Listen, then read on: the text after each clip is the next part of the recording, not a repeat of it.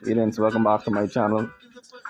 Family, I've been trying my best not to make this video, and many of my friends can attest that I've spoken about this issue at great length over the past few weeks, but I've been trying to avoid making this video.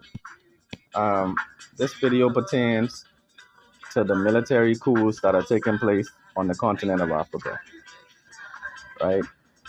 There, there's a divergence of opinions regarding the coup d'etats that have been taking place on the continent of Africa. Some persons view these coups d'etats as being Africans taking the power into their own hands and expelling colonial rule, expelling corrupt, visionless, and out of touch governments, right? And this view is what the predominant view is out there, from what I'm seeing. But family, I feel I would be remiss if I didn't share an alternative perspective on what is taking place. Now, apparently, there have been 7 military coups on the continent of Africa over the last 3 years. And it's become so prevalent in a particular region of West Africa that this region is now being called the coup belt, right? Now, apparently, let's begin with Niger. On July 26, 2023, the military of Niger announced that they had overthrown President Mohamed Bazoum. General Tiani becomes the new strongman of the country. Now, take note of this word, strongman. The Economic Community of West African States, or ECOWAS, announced on August 10th its intention to deploy a regional force to restore constitutional order while continuing to favor the diplomatic route. There was also, in October 25th, 2021, there was a coup in Sudan, led by General Abdel Fattah al-Burhani, who chased out the transitional civilian leaders who were supposed to lead the country towards democracy after 30 years of dictatorship. Now, this dictatorship was controlled by Omar al-Bashir, who was deposed in 2019.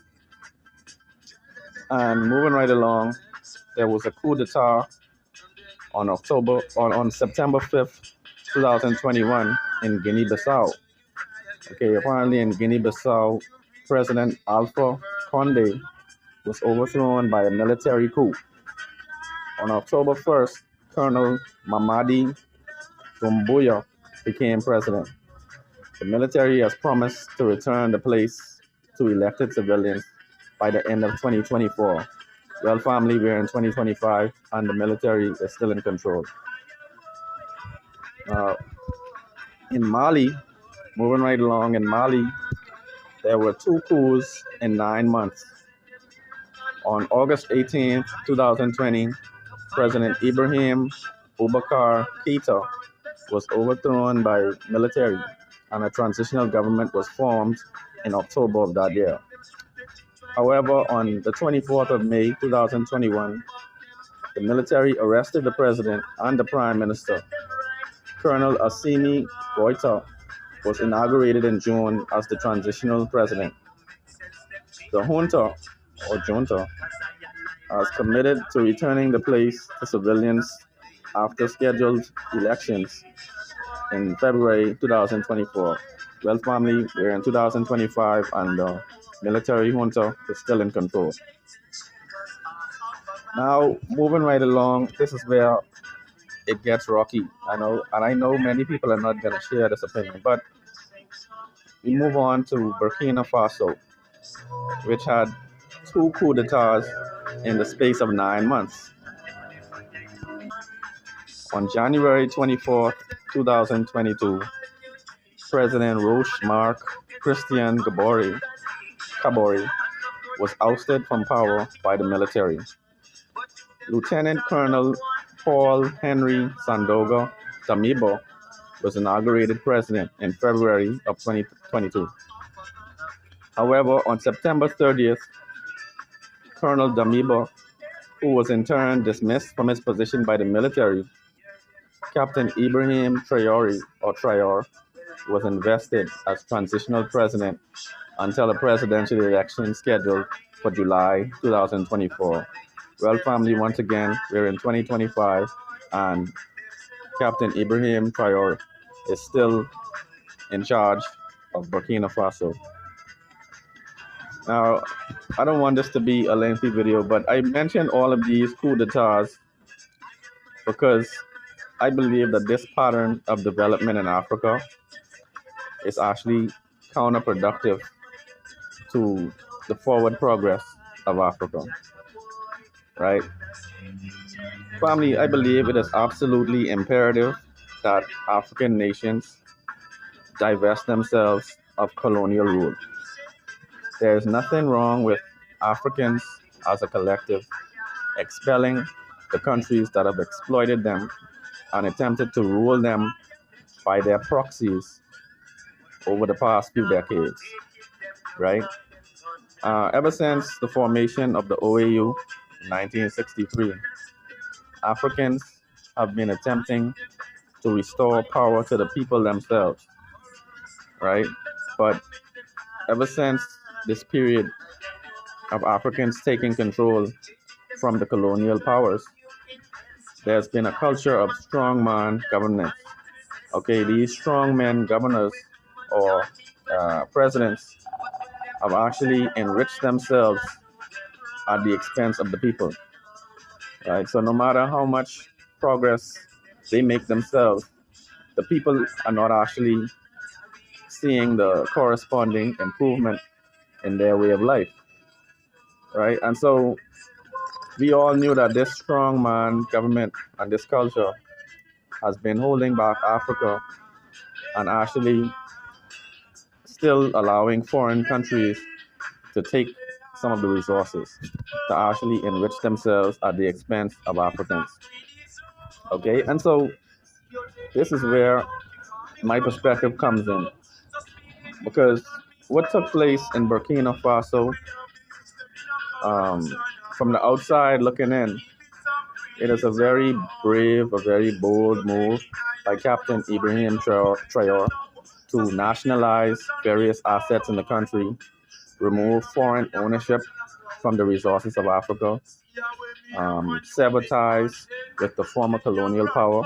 All of these are things that we've been waiting on since our youth, since our infancy. So I have nothing against expelling France. I give them an A++ for expelling France.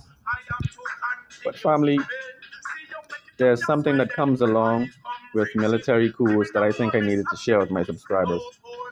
Okay, I don't believe that we should exchange affiliation with one first world power for another.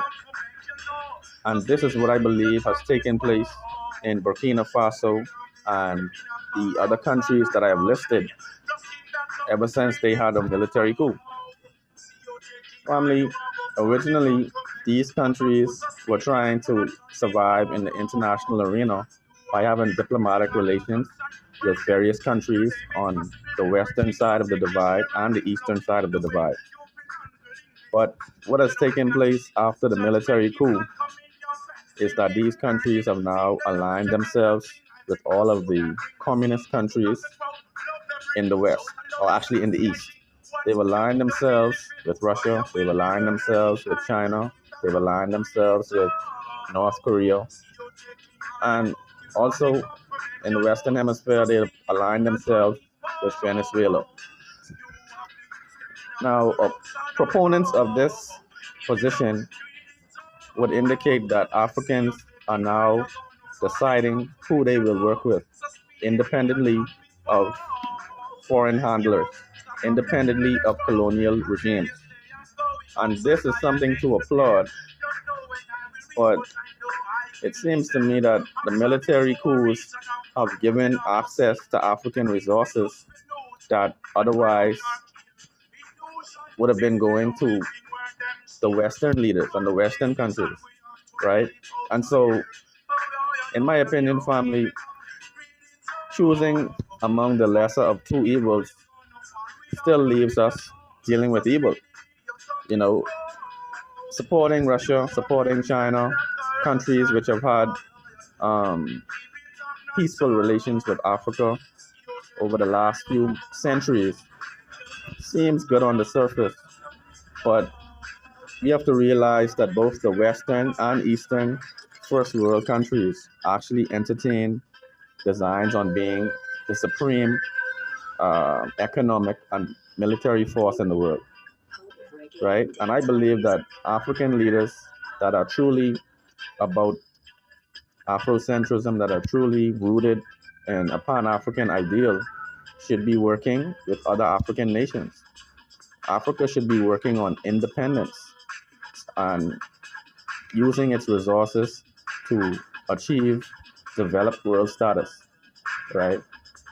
So long as countries continue a predatory relationship with first world nations, they are not ever going to advance to developed world status. Okay, Walter Rodney has highlighted this for us in his work on how Europe underdeveloped Africa.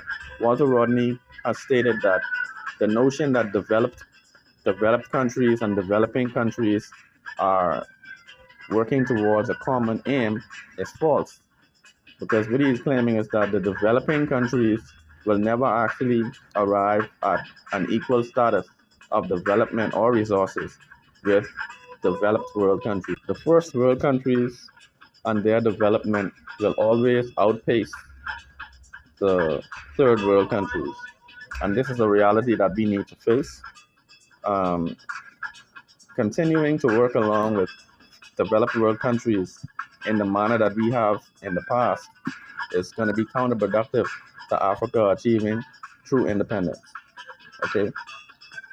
And my one criticism of President Ibrahim Traore, Captain Ibrahim Traore, is the fact that he was a part of a military coup which took place in 2022.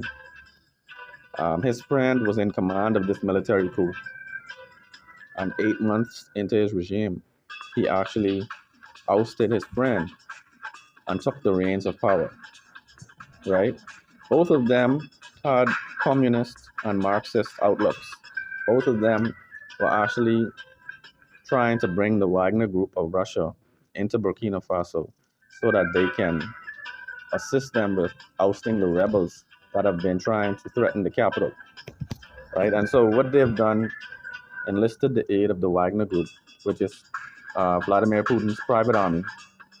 Um, they've formed partnerships with the Taliban for mining and the extraction of minerals. And they've also started to work even more closely with North Korea for weapons, right? And while I agree that Africans need freedom to make these kinds of decisions and shouldn't be placed in a box, I believe that African nations need to strive for increased independence. This is all I have to say. Increased independence rather than finding another first world power to be dependent upon. All right. Our brother Khalid Muhammad, um, who passed away in 2000, but our brother compared this situation to being tossed into a pit with venomous snakes and trying to look around at these venomous snakes and wonder which one is less venomous or which one is better. They are all venomous snakes. And so we shouldn't look at these countries as being the salvation of Africa.